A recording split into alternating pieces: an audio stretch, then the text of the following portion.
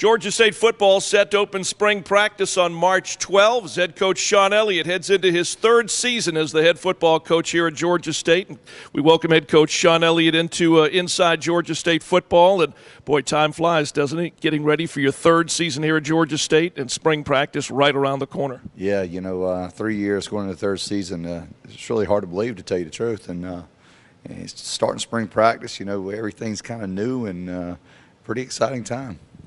As you come around the football practice facility here at Georgia State, you need a roster card, a lot of new faces, not just the signees, but a lot of new faces coaching-wise here. Yeah, we have had quite a bit of a staff shakeup, I should say, but we've hired some great coaches. We've had really good additions to both our offense and defensive staff, and I'm looking forward to where these guys can take them in the spring ball. What do some of the new coaches bring? Everybody brings new ideas, new enthusiasm, new energy, new excitement. What are some of these new guys bringing into to Georgia State football here in year 3 for your staff? Well, I think, if you look at any type of coach, they bring out the best in the players, and I think each of these individuals have varying characteristics that are going to do that. You got Aaron Savage that's coaching our corners, Sheil Woods coaching our linebackers, our running back coach, Jimmy Smith, right here from Cedar Grove High School, the head coach, won multiple championships. A lot of these guys bring very, very different ideas and different characteristics, but all coached with great energy, great enthusiasm. Brad Lawing, our defensive line coach, has been coaching forever.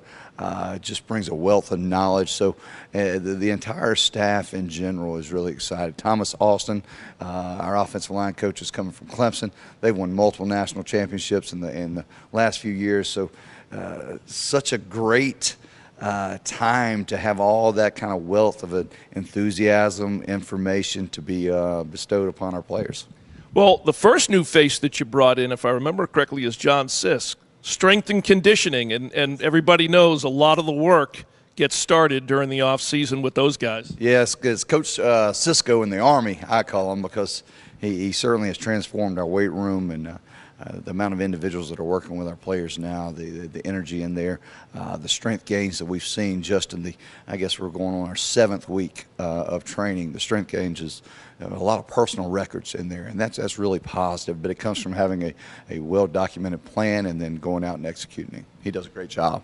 All right, well, signing day has come and gone, both the signing days, December and February. Those guys, some are here, some will be here. And as you look at the coming season, everything a lot of times starts up front with your offensive and defensive lines. What are your thoughts on those positions right now? Competition at pretty much every position, but some guys that are coming back that have a lot of starts. Yeah, if you look at our offensive line, we're going to return 5 offensive starters right there, from Hunter Atkinson all the way over there to Jalen Jackson. That's going to try to continue to man that right tackle spot. Malik Sumter's in there at the center. Quan Gilmore's at the left guard. Pat Bartlett started at right guard. Wealth of experience. These guys have played meaningful snaps in critical ball games. And then on the defensive line, you've got Terry Thomas over there. That brings a wealth of knowledge. Dante, God, Dante, it seems like he's been around here for 4 or 5 years, but Dante Wilson does a phenomenal job manning the nose. I look at both those lines of scrimmage really being the telltale sign of how we're going to be next fall, because I think both can be really elevated in spring practice and pushed to another extreme going into the fall.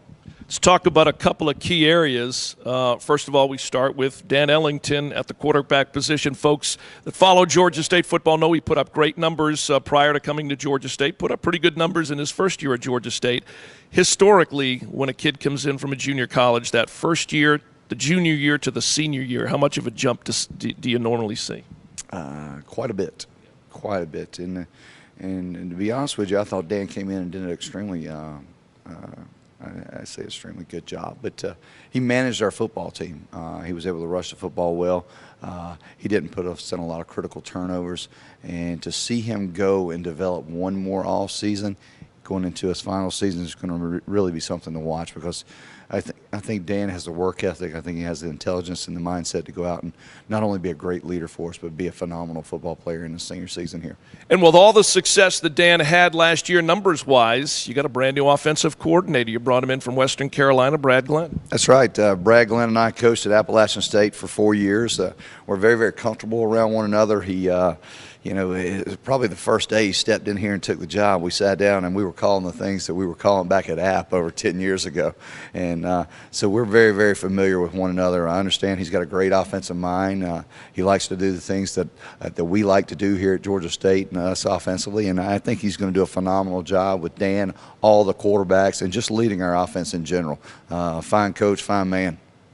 Of course, put up great numbers passing the football. He was Georgia State's leading rusher.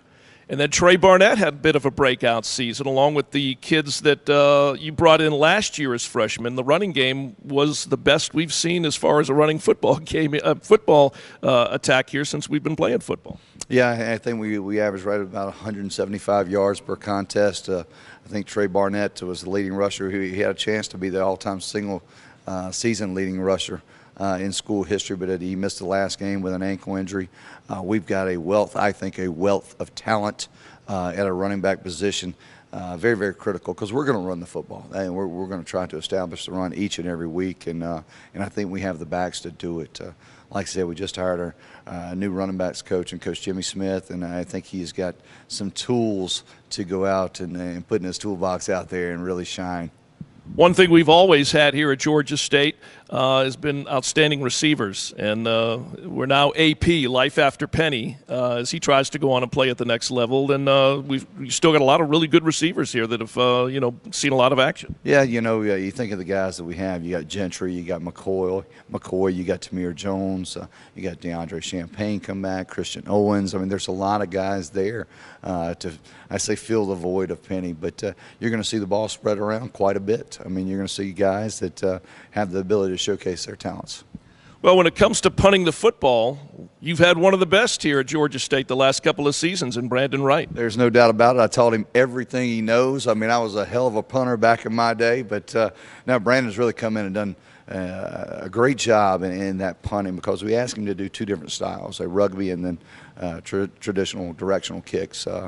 By just the managing the punting for us. But, I look for him to continue to do that. And then I also look for him to become when I say a clutch field goal kicker, I think that's where he's got to develop in the offseason. But thrilled to have him back. All right, lastly, just talk about the excitement of spring practice right around the corner. Also, the construction going on down at Georgia State Stadium. You guys will be moving in there before you know it. Yeah, every time I walk through there, I look at it, I'm really just overwhelmed by what I'm seeing and the progress and just how hard and how fast it's being put together. That's something that's going to be really, really critical to our success, just from not only the coaching but from our players. And it's a great time to be a Georgia State Panther, and the future looks just phenomenal for us. We're so thrilled to have this opportunity to go down there and be full-time residents of Georgia State Stadium from a football operations standpoint. I know our players are looking forward to it. It's an exciting time for all of us, and like I said, as a football coach, you wish you could coach, honestly, year-round. I mean, you have to go out and you have to recruit, of course, but, when you get out there and you step and you feel that sun and you feel that environment around you on the football field and you're having interaction with your players, that's really what it's all about. And I think every one of our coaches and players feel the same way. We're so thrilled to have the opportunity to get back out here very, very soon. All right, Coach, as always, appreciate it. Great to talk to you again. Yeah, good to see you. You look like a stranger almost. Well, basketball season, but you'll be. I was going to say, get some sun. We'll be talking to you quite a bit here. Georgia State can open up spring practice March 12th. Spring game down at Georgia State Stadium on Saturday, April 13th. For head football coach Shawn Elliott, I'm Dave Cohen. That's Inside Georgia State Football.